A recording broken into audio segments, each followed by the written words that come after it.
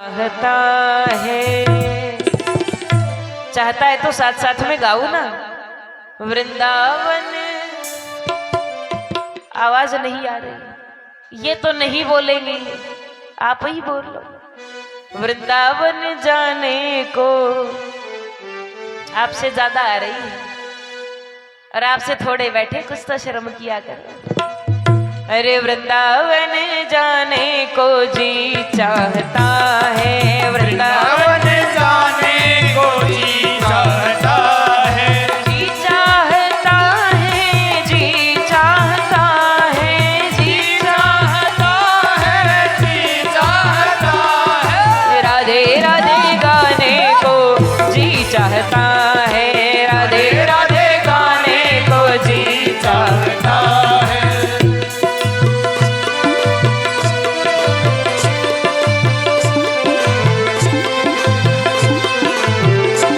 गोविंद भगवान की जय हो।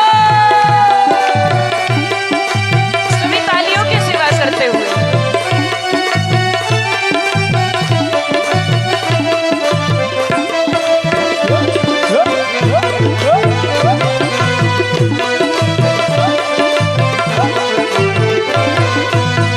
वृंदावन में बांके बिहारी, वृंदावन में बांके बिहारी, बांके बिहारी मेरे छैल बिहारी, बांके बिहारी मेरे छैल बिहारी।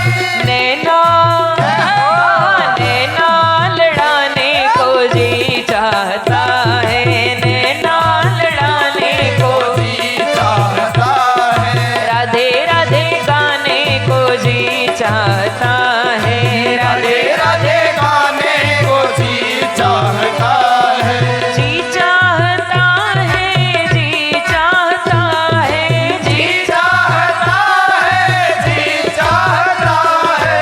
वृंदावन जाने को जी चाहता है, वृंदावन जाने को जी चाहता है।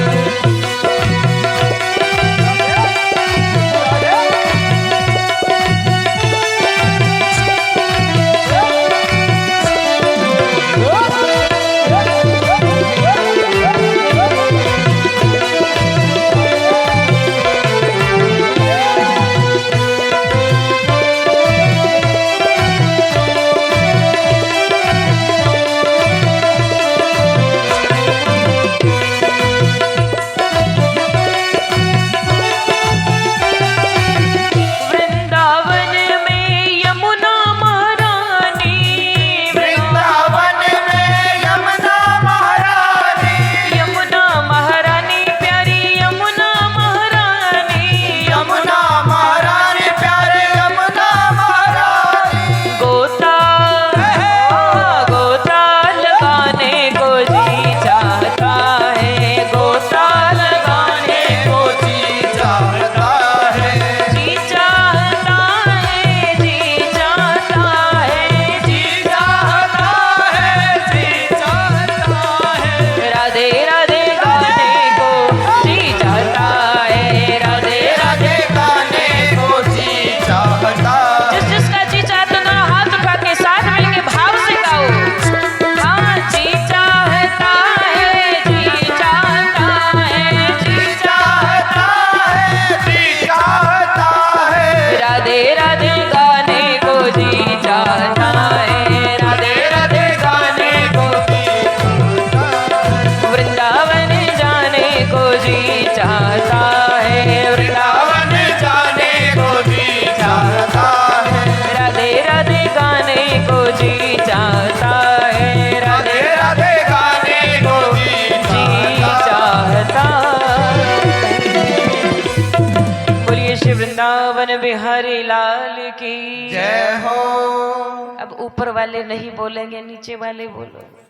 बोले श्री राधा वल्लभ लाल की। और जे आप लोगों से बहुत कम है, इधर वालों की आवाज आ रही है। बोलो न श्री राधा कृष्ण भगवान की। अब बनी कुछ बात। और बड़ा सुंदर भाव गोकर्ण जी कहने लगे, पिताजी वन चले जाओ। घर का त्याग करके गोकर्ण जी की बात मानते हुए आत्मदेव जी तो चले गए, वन में रहकर तपस्या की, शरीर का त्याग किया। श्री गोकर्ण जी महाराज गया चले गए विद्या अध्ययन के लिए, ज्ञान पाने के लिए। घर में रह गया धुंधकारी और उनकी माता जी धुंधली बाई। अब घर में रोकने टोकने वाला नहीं तो मनमाना आचरण करता। नगर की कुछ नर्तकियों को घर ले आया, अपनी माता को बार बार पीटता, तूने धन छिपा रखा है, बता कहाँ है। माता बेचारी बड़ी परेशान हो गई, कुएं में कूदकर अपने प्राण दे दिए। अगर संतान को संस्कार नहीं दोगे तो माता पिता ऐसे ही दुखी होंगे। बच्चे को कोई बढ़िया चीज दिलाओ ना दिलाओ, बढ़िया कपड़े नहीं दिलाओगे थोड़ी देर रोएगा, लेकिन बच्चे को संस्कार नहीं दोगे तो बच्चा सारी जिंदगी रोएगा। इसीलिए कहते हैं संस्कार हीनोन मनुष्य मृतक भवति, बिना संस्कार के मनुष्य मुर्दा के समान है। बच्चों को संस्कार दो और अपने बड़े बुजुर्गों को मान सम्मान से पेश आओ। बड़ों को सम्मान, बच्चों को संस्कार, और खुद धर्म कर्म भरा जीवन जियो। यही तो जीवन का सार है। बोलो न गोविंद भगवान की जय। माता जी भी चली गई, अब तो ये इसको टोकने वाला कोई नहीं, चोरियां करता, डाके भी डालने लगा।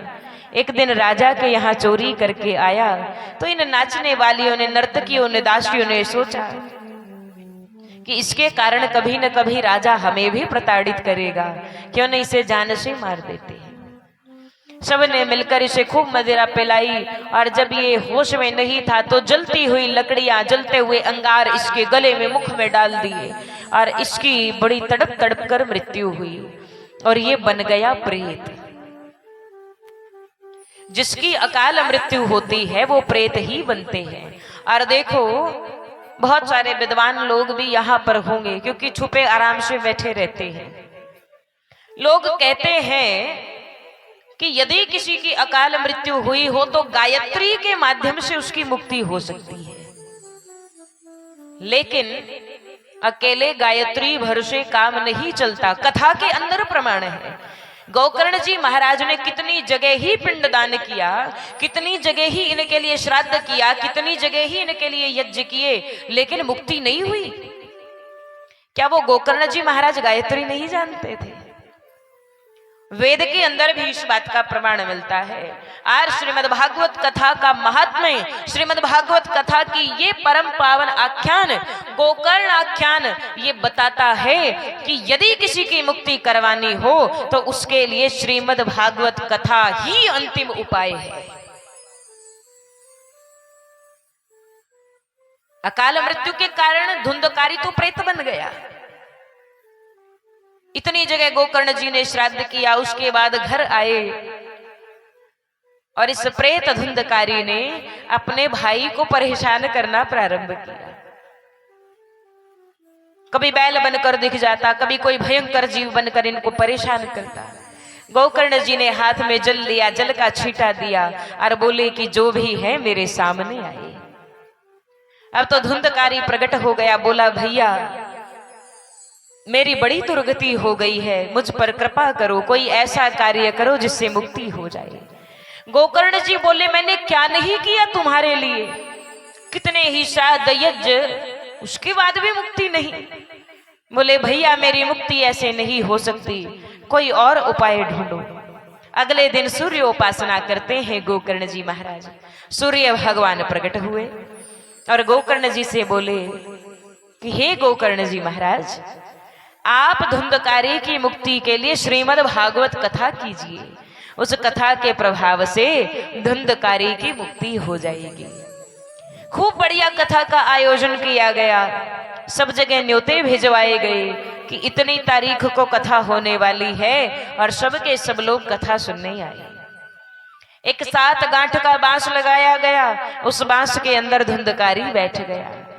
प्रेत है, हवा है, केवल वायु तत्व इनके अंदर विराजमान रहता है। इसी कारण से कहीं ठहर नहीं सकता, तो 7 गांठ के उस बांस में छिपकर बैठ गया। पहले दिन की कथा हुई और पहली गांठ फट गई और एक एक करके 7 दिन की कथा पूरी होते ही 7ओं गांठ फटी और धुंधकारी को लेने के लिए भगवान का दिव्य विमान प्रगटा। धुंधकारी तो भगवान के पार्षद का स्वरूप धारण कर लेता है। प्रेत का वह जन्म त्याग पार्षद रूप धारण करके धुंधकारी विमान पर विराजमान हो गया और बैकुंठ को गया। अब तो जितने भक्त आए थे सब भक्त बोले गोकर्ण जी महाराज ये क्या हुआ, केवल धुंधकारी की मुक्ति हमारी नहीं।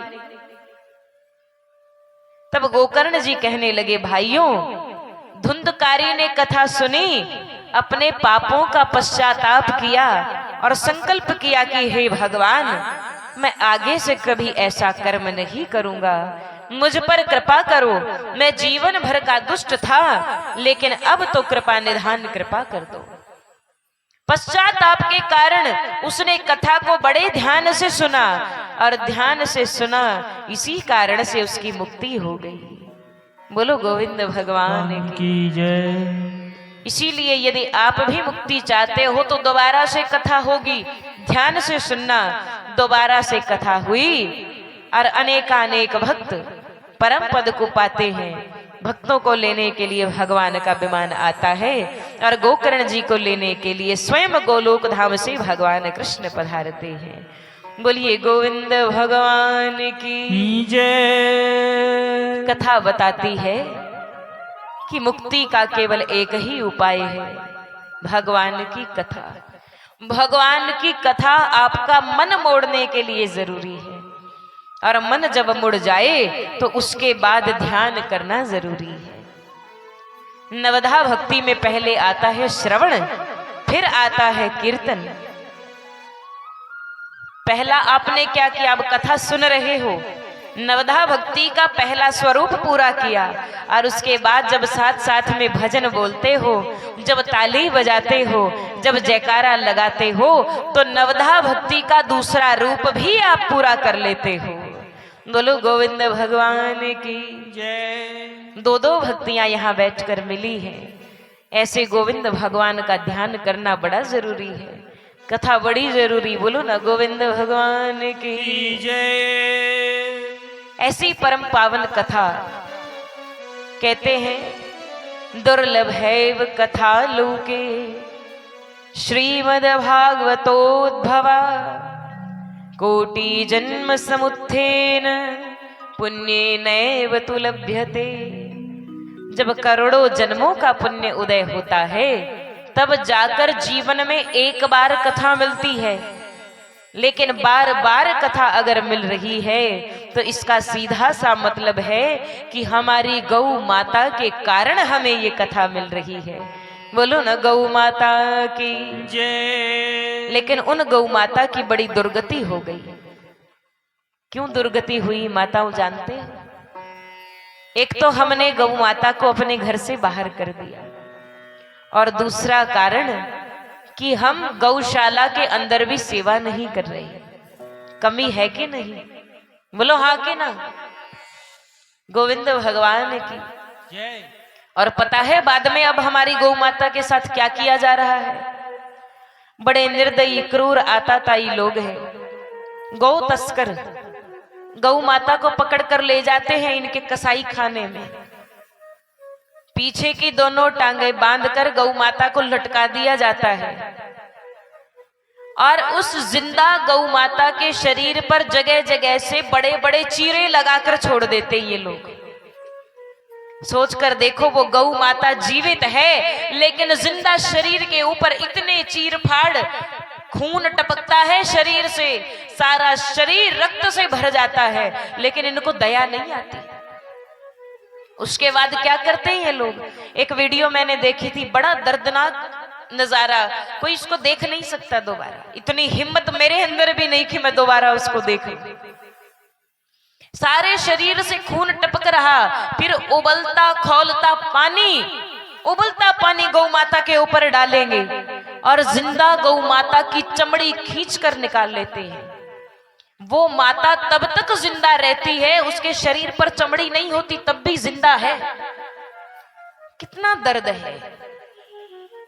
इतना इतना अत्याचार। लेकिन किस कारण से माताओं? क्योंकि हम अपनी माँ की कदर भूल गए हैं। गौ माता के लिए हम यहाँ दान नहीं कर रहे तो ये गैया कहाँ जाएंगी? संस्था पैसे से चलती माताओं। यहाँ सेवा अगर हो रही है तो पैसा है तब सेवा होगी, ऐसे नहीं होगी।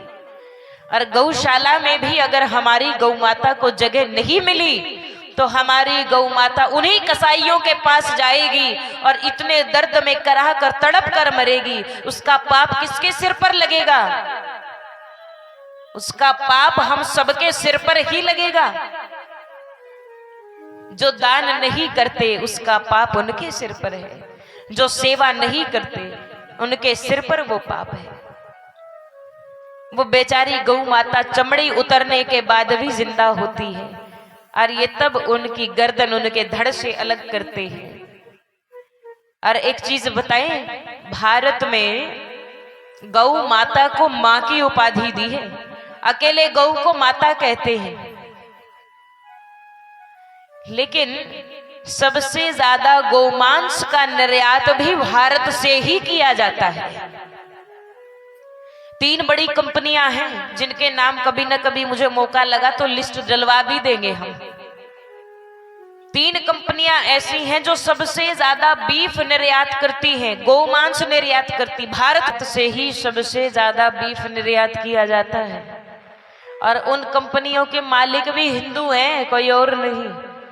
सोच कर देखो, अपने ही लोग जब ऐसा काम कर रहे हैं तो क्या होगा? किसी जीव को इतना तड़पाकर मारा गया हो, उसका मांस खाने से करुणा नहीं आएगी? मांस खाने से तो कोरोना ही आएगा। अब ये चीन वाले देख लो, ऐसे दुष्ट लोग हैं, छोटी छोटी आंखें, लेकिन इनको बड़े से बड़ा जानवर खाना पसंद। और तो और मगरमच्छ खाएंगे, कॉकरोच भी खा लेंगे। अपने वाले बच्चे तो, ये छोटे छोटे बच्चे कॉकरोच देखेंगे डर जाएंगे, भागेंगे। इतनी देर में इनका बच्चा कॉकरोच दिख गया, ब्रेड में दबा के उसका कर देंगे काम तमाम, खा जाएंगे इतनी देर में। अपने यहाँ तो माताएं कहती, बेटा तेरा मामा आने वाला है, सूजी लिया, काजू बादाम लिया, हलवा बनाएंगे। और इनकी माताएं क्या कहती? बेटा तेरा मामा आएगा, उसको छिपकली की चटनी बड़ी पसंद है, दीवार पे से उतार लेना 2-4। चमगादड़ ऐसा गंदा निकृष्ट प्राणी जिसमें से बदबू ही बदबू आती, उसको ये खाएंगे।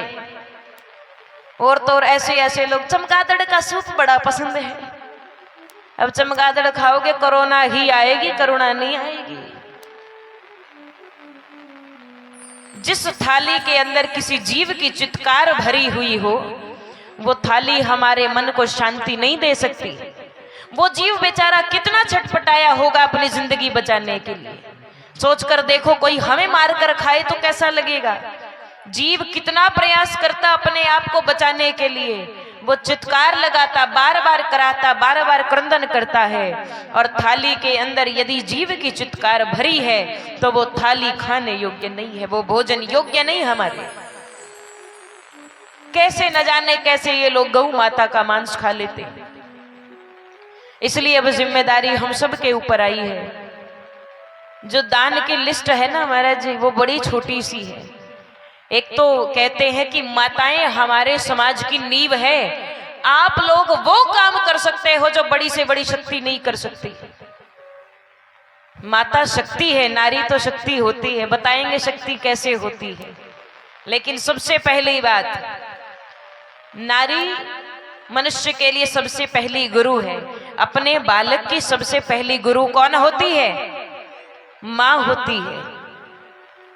माँ एक बच्चे को जैसा चाहे वैसा बना सकती है। स्त्री क्या नहीं कर सकती? यदि स्त्री अपनी जिद पर आ जाए तो अंतरिक्ष को भी नाप ले। हमारी कल्पना चावला हरियाणा से ही तो है। और महापुरुषों के लिए महाराज जी हम थी का प्रयोग कैसे करें? क्योंकि ऐसी बेटियां जिन्होंने अंतरिक्ष को भी नाप दिया, उनका नाम अमर हो गया है। उनके लिए हम ये नहीं कह सकते कि वो दिवंगत कल्पना चावला है। वो हमारी बेटी है और हमारे समाज के लिए सिरताज है। बड़ी आदरणीय है। जब एक बेटी अपनी जिद पर आती है, एवरेस्ट की ऊंचाई को भी नाप देती है, विकलांग शरीर होने के बाद भी। और कितने ही हमारी ऐसी ऐसी माताएं होती हैं जिन्होंने समाज के सामने उदाहरण प्रस्तुत किया। माता अहिल्याबाई होलकर मुगलों की विशाल सेना के आगे भी उन माता का मस्तक नीचा नहीं हुआ और काशी विश्वनाथ की स्थापना करवा दी। मुंह तोड़ जवाब है, ये स्त्रियां क्या नहीं कर सकती। इसलिए आपके हाथ में घर की चाबी है। एक चीज का विचार करना, आपके हाथ में सब कुछ है, घर की बागडोर आपके हाथ में है। और ये लिस्ट हमारे पास जो आई है बड़ी छोटी है माताओं। एक तो सबसे पहला काम तो ये करना, अपने हिस्से का रोज का 1 रुपया जो है ना, साल भर के कितने बने? 365 रुपए। 365 रुपए तो अपने अपने नाम के कल लिखवाना, लिस्ट रुकनी नहीं चाहिए। और जितनी हो सके अपने घर में अनाज परमात्मा ने दिया है, खेती से जुड़े हुए सब लोग हैं, तो सवामनी भी सब लोग लिखवाओ। और दान की लिस्ट कल टूटनी नहीं चाहिए। अपने नाम का अपने यहाँ पर जयकारा लगना चाहिए। और जितने आसपास के गांव हैं सब जगह ये नाम गूंजना चाहिए कि कर्मगढ़ में माताओं ने, भाइयों ने और जितने बुजुर्गों ने जितना दान किया है उतना किसी गौशाला में दान नहीं आया। कल लिस्ट बड़ी होनी चाहिए। बोलो धूम धड़ाके से होली तो तब मनेगी जब ये लिस्ट लंबी होगी। त्योहार पे दान करते ना सब के सब। कल फाग का उत्सव मनाएंगे सब, कल खूब नाचेंगे गाएंगे। और उससे पहले आज की जो लिस्ट हमारे पास आई है, जो सूची आई है, महाराज जी से हम निवेदन करते हैं कि आप सूची सबको बताएं। उसके बाद कथा के अगले प्रसंग की ओर चलेंगे। बोलिए गौ माता की जय हो, बांके बिहारी लाल की जय हो। हमारे आज के दानी सज्जन हैं श्री बलबीर जी सारण, करमगढ़, 1100 रुपए। तालियां बजाएं। जोरदार तालियां उनके लिए। 2100 रुपया श्री क्या ये? कमेटी का एक बंदा यहाँ पास में आ जाए। 2100 रुपया श्री गंगाजल सनोप श्री महेंद्र जी बिरडा, करमगढ़। 200 रुपया श्री साहब राम जी नाई। 100 रुपया गुप्त दान। 365 रुपया संदीप सनोप श्री राम प्रताप जी बिरडा। तालियां रुकनी नहीं चाहिए उन दानी वीरों के लिए। 365 रुपया कलावती वाइफ ऑफ स्वर्गीय राम प्रताप जी बेड़ा। जोरदार तालियां इनके लिए। ये पहली मातृ शक्ति है जिन्होंने अपने पूरे साल का 1 रुपए पर दिन के हिसाब से गौ माता के नाम दान दिया है। जोरदार तालियां इनके लिए एक बार। 100 रुपया राजेश कुमार सनोप श्री होतूराम मेहता जी। 500 रुपया कृष्ण कुमार कटारिया सनोप श्री हरि सिंह कटारिया जी। 1100 रुपए गुप्त दान। गुप्त दान महाकल्याण सबसे बड़ी राशि 1100 रुपए। तो आप सभी से निवेदन है एक बार जोरदार तालियां उन लोगों के लिए। 1000 रुपया फिर गुप्त दान। गुप्त दान महाकल्याण। 50 रुपए गोपी राम जी और 41,000 रुपए रोहतास सरपंच जी सनोप श्री प्रेम बिरडा जी। जोरदार तालियां इनके लिए। सबसे बड़ी कलम इनकी 4100 रुपए। इन दानवीर सज्जनों के लिए जोरदार तालियां। 41,000। 100 रुपया श्री सुजाता शास्त्री जी। 1200 रुपए गुप्त दान। 200 रुपए अमीर चंद सनोप श्री भगवान दास मेहता जी।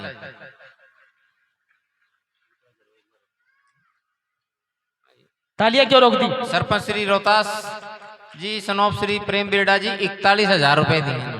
अरे ये 41,000 रुपए दान रहे, आप ताली नहीं बजा सकते क्या इनके लिए? जोरदार तालियां बजती रहनी चाहिए जब तक दान सूची बोली जाए। बोलिए गौ माता की।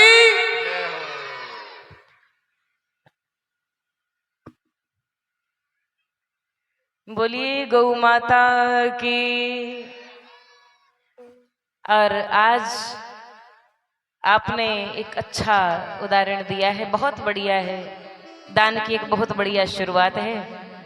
आज तो लिस्ट इतनी सी है, छोटी सी, कल बहुत बड़ी होनी चाहिए। क्यों माताओं, शक्ति दिखानी है, नारी तो शक्ति होवे, है कि नहीं?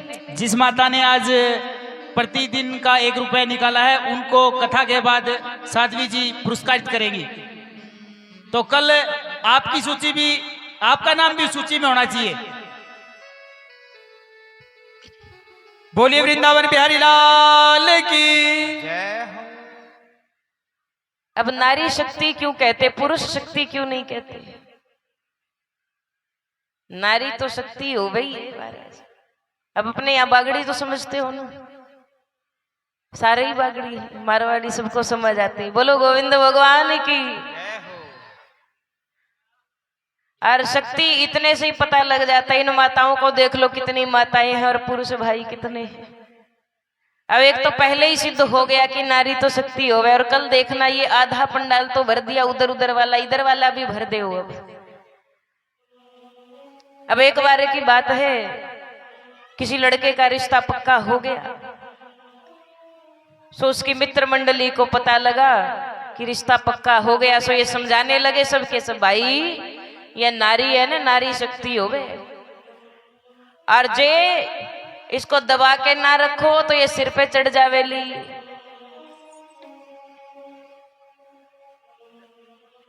तो इस करके इनको दबा के ही रखना। अब तो महाराज ये कहता ना ना भाई यहाँ तो मैं किया करूं, ना ना ना ना ना बात हमारी मानो, नारी शक्ति होवे, सिर पे चढ़ जावेली, तारे दबा के ही रख जो। तो करूं क्या भाई, जे भी बता दे। सो ये बोला कि ऐसा करना, इसका सबसे बड़ा मंत्र है नहीं तो। कुछ समझा नहीं। अब ये समझाने लगे, भाई ताने कोई भी काम करवाना होवे तो बोल दीजो, हमारे लिए खाना लेके आ, नहीं तो। अब जे वाला नहीं तो। अब इसको इतनी पट्टी पढ़ाई, इतनी पट्टी पढ़ाई, अब जे भी मान गया। शादी का दिन दोस्त आए, सारे कहने लगे मंत्र तो याद है? वो बोला हाँ हाँ याद है। अब ये खावे पीवे नाचे गावे, थोड़ी देर बाद फिर आ जावे कि मंत्र तो याद है, जे कहता याद है। अब शादी हो गई, फंक्शन निबड़िया, भाई सेन गया पर। अब घर में कौन? घर में तो सास ससुर ये और इसकी घरवाली। अब एक बार तो देख के हंसा, लेकिन मंत्र याद आ गया। अब सुबह सुबह का टाइम था, ऑफिस में जाना। सो कहने लगा कि मारे लिए जल्दी से गर्म पानी ला दे, माने नानो है, नहीं तो। अब इसने सुनी नहीं तो। ये भगवान, हमें तो मैं आई हूं, कोई हंसे नहीं बोले नहीं। और अब बेचारी सोच ही रही, इतने में बोलने लगा कि थाने सुनाई नहीं दे हमारी बात की सुनाई कर, पानी ला के दे, नहीं तो। अब जे तो बेचारी डर से कांप गई, जूझ गई बेचारी। अभी लाई अरे पानी रख दिया, ना दो के जे तो तैयार। बोला मारा प्रेस करेड़ा, कपड़ा कटे पड़िया है, माने जल्दी से ला के दे, नहीं तो। अब तो लेकर आई, अब ये तैयार हो गया। थोड़ा सा मंत्र भूला ही था कि फिर याद आ गया। अब घर वाली से कहे, माने ऑफिस में जाने में देरी होने लग रही है, माने जल्दी से गर्मा गर्म नाश्ता लगा दे, नहीं तो। अब घर वाली सा, आज तो थोड़ी सी देरी होएगी, पर आज बात देरी नहीं हो गई। अब तो ये ऑफिस में गया, सांझ पड़े घरे आया, और आते ही दोस्त भी जाते जाते बता रहे, मंत्र याद रखना, नहीं तो घर वाली शक्ति हो, नारी शक्ति हो, थारे सिर पे बैठ के नाचे फिर। अब तो जो घर आते ही एक बार तो थोड़ा सा शांत, लेकिन घरवाली को देखते ही दोस्त का मंत्र याद। सो फिर बोला कि जल्दी से माने गर्म पानी ला के दे, माने नाना मैं थकेड़ो आयो हूँ, जल्दी से रख पानी, नहीं तो। और नहीं तो सुन के घरवाली तो जो दौड़े बेचारी। अब नहीं तो सुन के छोरी तो ठार गई बेचारी, माड़ी होगी। 4-6 महीना बाद इसका भाई आया लेने, भाई के साथ मायके गई। माँ ने देखा, ए बेटी थारे होयो कहीं, ये तू की कर सूख गई बेटी, तुम्हारी की कर होएगी बेटी, माने बता तो सरी, तू दो रही है सो रही है। अब बेटी के माँ बस मत पूछ, ए बेटी बता तो सरी, थारे होयो कहीं, कोई बीमारी थारे, कोई दुख है, कोई तकलीफ, माँ तू मत पूछ।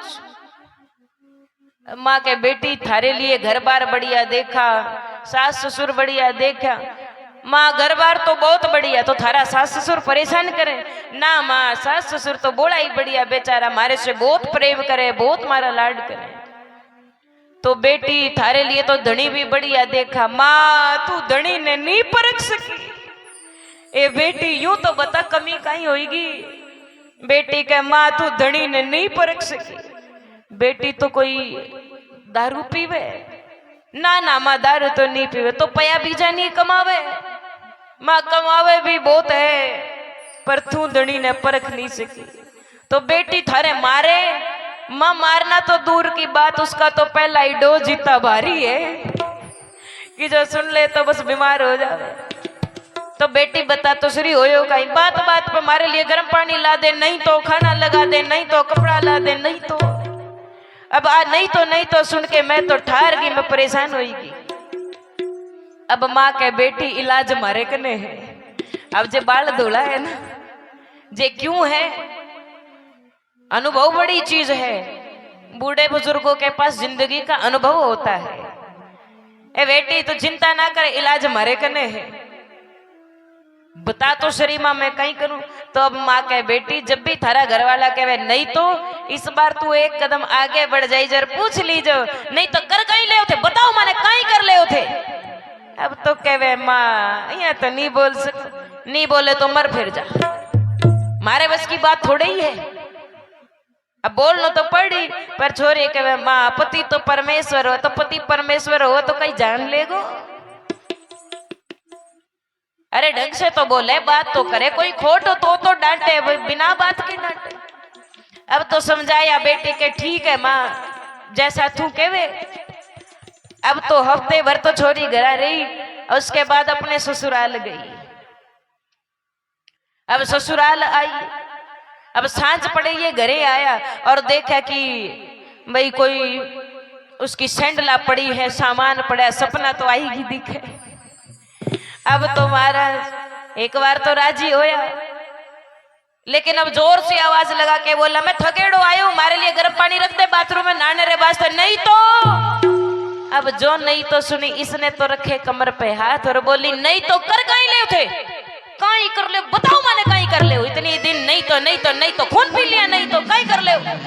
अब तो घर वाला सोचे भाई यही एक कदम आगे बढ़ गई दोस्तों तो ही मंत्र बतायो आगे तो की बतायो ही को नहीं। अब तो बेचारा परेशान। अब घर वाली फिर कहे नहीं तो कर कहीं ले थे बताओ माने कहीं कर ले नहीं तो खून पी लिया नहीं तो। अब घर वाला के नहीं तो ठंडे पानी में खंगड़ खा ले मोर कहीं करूं लो वही खोदा पाड़ निकली चुया आई बीमारी थी बस। अब तो घर वाली मजे ले अगले दिन सुबह सुबह कहे कि माने जल्दी से गर्मा गर्म नाश्ता लगा दे माने ऑफिस में जाना नहीं तो। अब तो घर वाली के नहीं तो कर कहीं ले थे कहीं कर ले नहीं तो लगा दी सुबह सुबह। अब तो कह नहीं तो ठंडा टिकड़ी खा ले और कहीं कर। अब 6 महीना की आदत पड़ेगी महाराज इतने जल्दी आदत थोड़ी जावे। अब तो घरवाली इसका आनंद ले इसीलिए कहे भाई नारी तो शक्ति हो भाई इनसे तो बच के ही रही जो। लेकिन एक बात ये भी है कि समाज में बराबरी बड़ी जरूरी है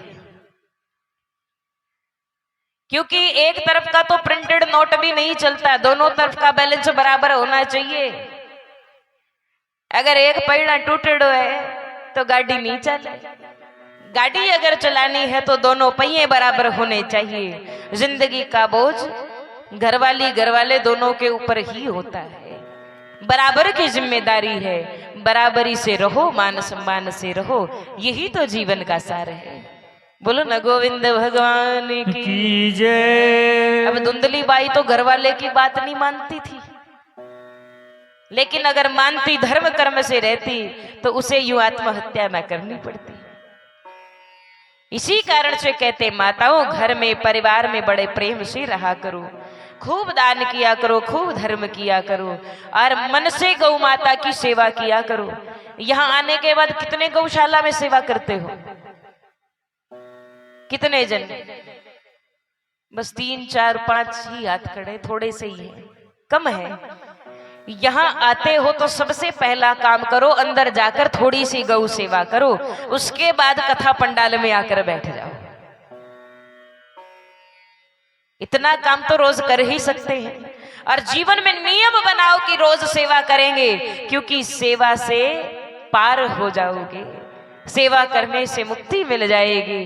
भगवान आपके ध्यान से भजन से प्रसन्न होना हो लेकिन आप यदि गौ सेवा करोगे तो भगवान जरूर प्रसन्न हो जाएंगे। बोलो गौ माता की जय। इसीलिए कहते हैं कि वो राम जी की प्यारी गैया, कृष्ण भगवान की प्यारी गैया कोई पशु नहीं है, भगवान की प्यारी है।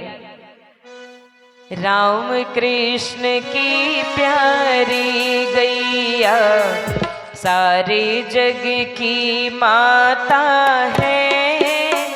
राम कृष्ण की प्यारी गैया सारे जग की माता है। धर्म अर्थ और काम मोक्ष की दाता भाग्य विधाता है। राम कृष्ण की प्यारी गैया सारे जग की माता है।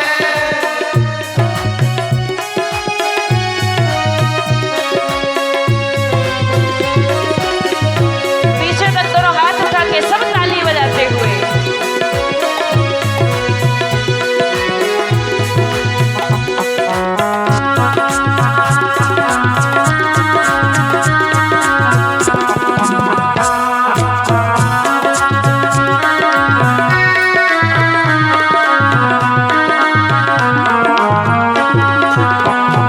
और अब क्या करना है? इसीलिए एक काम करो, इस धर्म के डोर को पकड़ के रखो, दान सेवा और धर्म को जीवन का अंग बनाओ। होगी सो देखी जाएगी, मत छोड़ धर्म की डोरी को। होगी सो देखी जाएगी, मत छोड़ करम की डोरी को।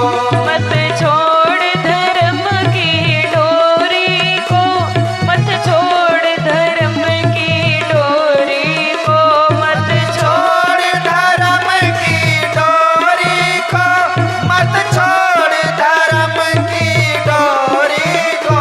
होगी सो देखी जाएगी, मत छोड़ धर्म की डोरी को। होगी सो देखी जाएगी, मत छोड़ धर्म की डोरी। मत छोड़ धर्म की डोरी को, मत छोड़ धर्म की डोरी को, मत छोड़ धर्म की डोरी को, मत छोड़ धर्म की डोरी को। होगी सो देखी जाएगी, मत छोड़ धर्म की डोरी को। होगी सो देखी जाएगी, मत छोड़ धर्म की डोरी को। होगी सो देखी जाएगी, मत छोड़ धर्म की डोरी को। बोलो गोविंद भगवान की जय हो, श्री राधा कृष्ण भगवान की जय हो।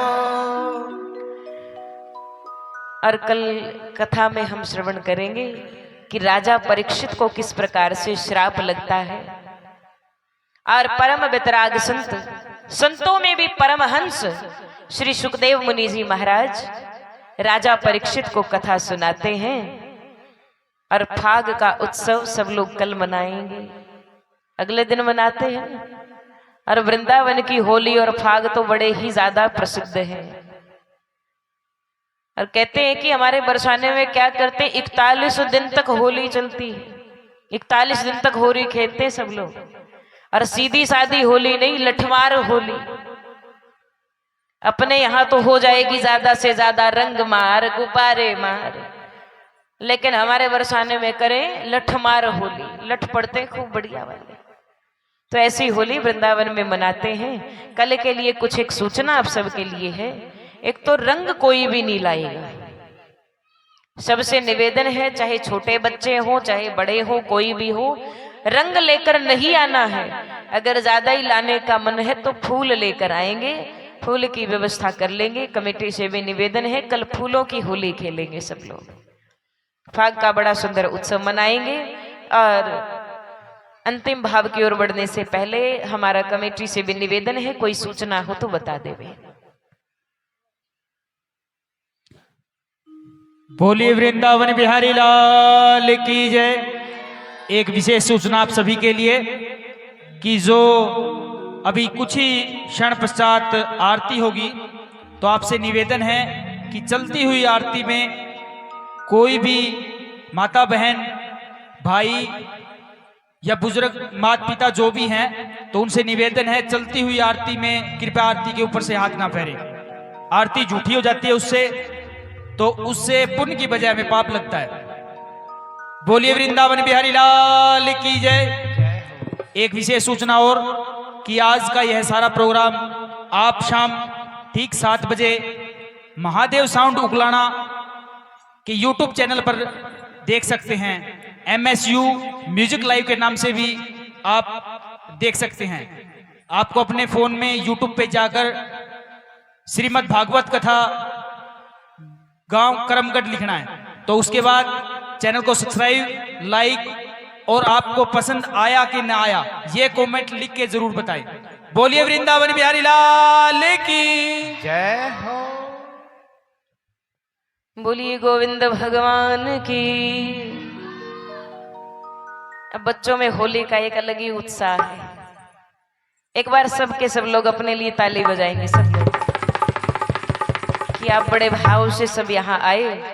त्योहार का दिन है और ये होली आपने गौ माता के आंगन में मनाना स्वीकार किया, गौ माता के साथ ये होली मनाई है, तो इसके लिए आप सब लोगों का बहुत बहुत साधुवाद करते हैं। बड़े भाव से एक बार बोलेंगे गौ माता की। यहाँ पर श्री सूत जी महाराज वर्णन करते हैं, एक बार सनकादि ऋषियों को बैकुंठ प्रवेश से रोका गया। जय विजय नाम के भगवान के 2 द्वारपाल थे, सनक सनंदन सनातन और सनत कुमार ऋषि। जब बैकुंठ के अंदर प्रवेश करने लगे तो इन्होंने रोक दिया, बोले अंदर नहीं जा सकते। सनत कुमार जी बोले हमारे प्रवेश पर रोक नहीं है। लेकिन जय विजय फिर कहते अंदर नहीं जाने दिया जाएगा महाराज। सनत कुमार जी ने श्राप दे दिया कि तुमने संतों का अपमान किया है, इसलिए तुम जाकर मृत्यु लोक में राक्षस हो जाओ। अब तो दोनों चरणों में गिर गए, क्योंकि इनको पता है संत वचन पलटे नहीं, पलट जाए ब्रह्मांड, एक संत का वचन पलट नहीं सकता। बोले हमारे लिए कोई कृपा करो, हमारे ऊपर दया करो। अब तो इनका हृदय भी द्रवीभूत हो गया और बोले कि तुम्हारे 3 जन्म राक्षस के रूप में होंगे। पहला हिरण्याक्ष हिरण्यकश्यप के रूप में, दूसरा जन्म रावण कुंभकर्ण के रूप में, और तीसरा जन्म शिशुपाल और दंत्रवक्र के रूप में होगा। अब ये इनको कह दिया 3 जन्म ही होंगे, तो ये कहने लगे भगवान अब जैसी आपकी आज्ञा। ये दोनों वहां से पतित हुए, मृत्यु लोक में आकर राक्षस बन गए, हिरण्याक्ष हिरण्यकश्यप। हिरण्याक्ष दैत्य ने धरती माता को जल के अंदर छुपा दिया और माता धरती को बचाने के लिए श्रीमन नारायण भगवान वराहदेव भगवान के रूप में प्रकट हुए। बोलिए वराहदेव भगवान की जय हो। शरीर मनुष्य का और मुख जंगली शूकर का। अपने अग्रिम दांतों से, अपने लंबे दांतों से इन्होंने धरती माता को उठाया और जल से बाहर जाने लगे। हिरण्यकश्यप दैत्य सामने आ गया, दोनों में भीषण युद्ध हुआ और श्री भगवान ने हिरण्यकश्यप दैत्य का कर दिया गोविंदाय नमो नमः। बोलिए वराहदेव भगवान की जय हो। हिरण्यकश्यप दैत्य का उद्धार किया। हिरण्यकश्यप दैत्य अपने बड़े भाई की मृत्यु पर बड़ा दुखी है, क्रोधित भी है कि हिरण्याक्ष मारा गया, लेकिन अब मैं उन श्रीमन नारायण भगवान को छोड़ूंगा नहीं, युद्ध करूंगा। ये तपस्या करने लगा, ब्रह्मा जी को प्रसन्न कर लिया। ब्रह्मा जी बोले वरदान मांगो। इसने कहा महाराज अमर बना दो। भाई अमर नहीं बना सकते, कोई और वरदान मांग ले। सो ये बोला ना दिन में मरू ना रात में, न सुबह मरू ना शाम को, न घर के अंदर मरू ना बाहर, ना ऊपर मरू ना नीचे मरू, ना आकाश में ना पाताल में, न किसी अस्त्र से ना शस्त्र से, और ना ही ब्रह्मा जी के द्वारा बनाए गए किसी जीव से। और तो और 12 महीने में से किसी महीने में ना मरूं। अब सोच कर देखो, जुगाड़ तो इसने बढ़िया किया। ब्रह्मा जी ने बोल दिया तथास्तु, लेकिन वो भगवान नियमों से परे हैं, कोई न कोई तरीका निकाल ही लेते हैं। ऐसे हिरण्यकश्यप दैत्य के घर में एक परम भक्त का प्रागट्य हुआ, जिनका नाम है श्री प्रहलाद जी महाराज। बोलिए श्री प्रहलाद जी महाराज की जय। प्रहलाद जी अपने पिता को भगवान नहीं कहते, ये कहते हैं कि भगवान तो श्रीमन नारायण भगवान ही है। इनके पिताजी कहते बेटा मुझे भगवान कहो, लेकिन ये कहते पिताजी आपको भगवान नहीं कहेंगे क्योंकि आप भगवान हो ही नहीं। अब सारा दिन जपते रहते श्रीमन नारायण नारायण हरि हरि, नारायण नारायण हरि हरि, लेकिन इनके पिताजी को बड़ी चिंता। दैत्यों के गुरुकुल में भेजा, वहां भी इन्होंने सब बालकों को भजन करना सिखा दिया। अब तो हिरण्यकश्यप दैत्य को इतना क्रोध जगा, बोले कि इस प्रहलाद को मृत्यु दंड दे दिया गया, ले जाओ मार डालो इसे। सर्पों से भरी कोठरी में छोड़ दिया, लेकिन भगवान के नाम का प्रभाव ऐसा है, एक भी सर्प प्रहलाद जी के पास नहीं गया और भगवान के नाम में तन्मय होकर सारी रात भजन करते रहे। सर्प भी किसी सर्प ने नहीं डसा। अगले दिन कोठरी खोली, प्रहलाद जी जीवित मिले। तेल से भरे कड़ा में उबलते तेल के अंदर उनको डाला, तेल भी फूल बन गए, प्रहलाद जी जिंदा बच गए। जल में डुबाकर मारने का प्रयास करते तो बड़ी बड़ी शिलाएं जल से ऊपर आ जाती, तैरने लग जाती और प्रहलाद जी बच गए। अब तो हिरण्यकश्यप दैत्य ने प्रहलाद को बुलाया और बोले देखो मुझे भगवान कहो, नहीं तो मैं तुम्हें अभी मार डालूंगा। और प्रहलाद जी सीधे सीधे कहते पिताजी मारने वाला भी भगवान है, बचाने वाला भी भगवान है। आपकी इतनी सामर्थ्य नहीं कि आप मुझे मार सको। जिस दिन मेरी सांस पूरी हो जाएगी उस दिन मेरी मृत्यु हो जाएगी। भक्त का ऐसा भाव होता है, भक्त की पहचान होती, भक्त होता है निडर। अपनी बात कह देता, दूसरे को बुरा लगे तो लगे, कोई मतलब नहीं। प्रहलाद जी ने कह दिया, उसे इतना क्रोध जगा कि अभी मार डालूं। इतने में ही हिरण्यकश्यप दैत्य की बहन आ गई होलिका। ये वही होली है जो गांव में बनाई गई है। होलिका आ गई। होलिका कहने लगी भैया क्यों चिंता करते हो छोटे से काम के लिए, प्रहलाद को मैं मार डालूंगी। मुझे ब्रह्मा जी ने एक वस्त्र दिया है, ये ओढ़कर मैं बैठ जाऊं तो अग्नि मुझे जला नहीं सकती। एक चिता तैयार करवाओ, प्रहलाद जी को लेकर मैं उस पर बैठ जाऊंगी। चिता में अग्नि लगा देना, मैं तो बच जाऊंगी लेकिन प्रहलाद जल जाएंगे। बड़ी चिता बनाई गई और होलिका प्रहलाद जी को लेकर बैठी, लेकिन चिता में अग्नि लगने के बाद बड़ी हवा चलने लगी, तेज हवा। वो वस्त्र वो कपड़ा उड़ा, प्रहलाद जी के ऊपर आ गया। होलिका तो जल गई लेकिन प्रहलाद जी बच गए। बोलो गोविंद भगवान की जय। प्रहलाद जी को निकालने की परंपरा भी होती ना गांव में। होलिका को अग्नि लगा देते, प्रहलाद को निकालते हैं। इसके पीछे कारण क्या है? कई जगह मिथक ऐसा लोग कहते हैं इसके पीछे कि भाई जो प्रहलाद निकालता ना उसकी शादी जल्दी होती है। अब जिनकी शादी नहीं होती ना वो प्रहलाद निकालते हैं। तो एक गांव में होली के 5-7 दिन बचे थे होली को अग्नि लगाने के, और एक ऐसा बावरा आदमी कि प्रहलाद निकाले चला जा रहा। तो उससे पूछ लिया क्यों भैया कहाँ ले जा रहे हो इसको? बोले शादी हो नहीं रही थी, हमने सोचा कोई दूसरा निकाले उससे पहले हम ही निकाल ले। शादी की इतनी जल्दी, लेकिन शादी के लड्डू महाराज ऐसे हैं।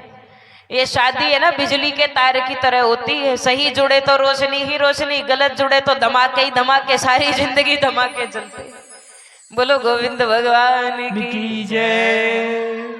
प्रहलाद जी बच गए और सब के सब नगरवासी उत्सव मनाने लगे। लेकिन उत्सव किसका? होलिका दहन का उत्सव। अब आज माताएं जाएंगी ना, और क्या कहेंगे माता जी कहाँ जा रहे हो?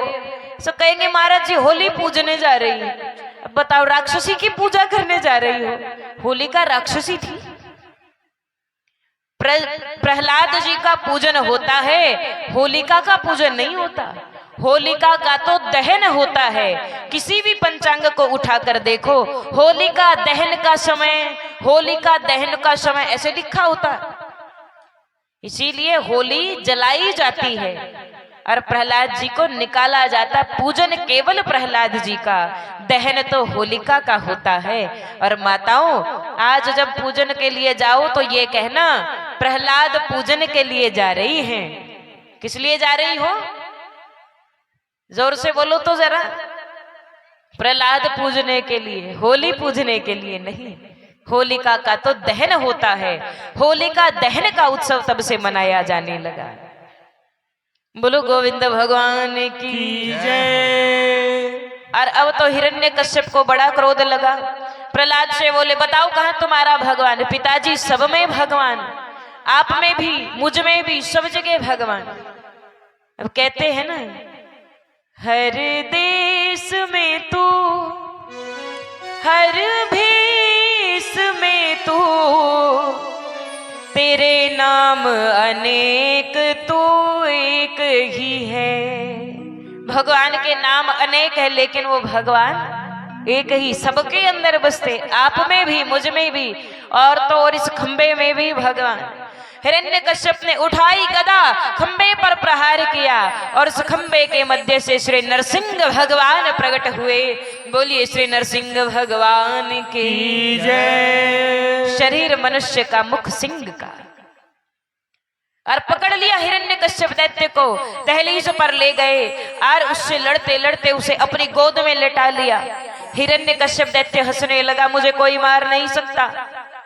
भगवान बोले, देखो मूर्ख राक्षस, ना सुबह है ना शाम, ना दिन है ना रात, और हम दहलीज पर बैठे, ना घर के अंदर ना बाहर, ना ही मैं मनुष्य हूं और ना ही मैं कोई जीव, मुझे ब्रह्मा जी ने नहीं बनाया। और तो और मैं तुम्हें ना अस्त्र से मारूंगा ना शस्त्र से, तुम्हें अपने नाखूनों से मारूंगा। अब तो हिरण्यकश्यप दैत्य हंसने लगा, बोले 12 महीने में से मैं किसी महीने में नहीं मरूंगा। अब वो तो हा हा हा कर रहा है। भगवान बोले, मूर्ख, 13वां महीना चल रहा है। 13वां महीना कौन सा? पुरुषोत्तम मास। हर 4 साल के बाद ये पुरुषोत्तम मास आता, जिसे 13वां महीना कहते, मल मास भी इसे कहते। इस 13वें महीने के अंदर जो भी दान करते हैं, भजन कीर्तन करते हैं, जो भी तप करते हैं, उसका कई गुना पुण्य फल मिलता है। बोलो ना गोविंद भगवान की। और श्री भगवान ने अपने नखूनों से, अपने नाखूनों से उस दैत्य के पेट को चीर डाला और उस राक्षस का भी उद्धार कर दिया। बोलिए श्री नरसिंह भगवान की जय। इस प्रकार से भगवान अपने भक्त की रक्षा करने के लिए आते हैं। कहते, चिंता नहीं करनी, चिंतन करना है। चिंता करे सो मिले बीमारी और चिंतन करे सो मिले बिहारी। वो भगवान जी मिल जाएंगे अगर चिंतन करोगे तो। और अब तो राक्षस भी चला गया। नगर वाले खुलकर त्योहार मनाने लगे। किस चीज का? होलिका दहन का त्योहार मनाने लगे, प्रहलाद पूजन का त्योहार मनाने लगे। आइए हम सब मिलकर ऐसा पावन त्योहार मनाएं, सबके सब। और फाग कल मनाएंगे, चिंता ना करो। कई सोच रहे महाराज जी कथा तो आज ही सुना दी,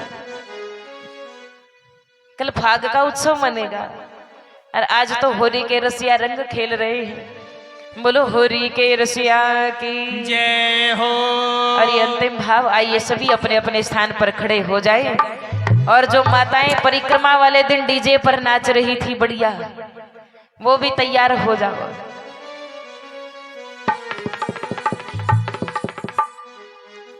और जे अब भजन चला दो ना डोल कुएं में लटके, तो भली भली नाचने लग जाएगी। भजन पे नाचना।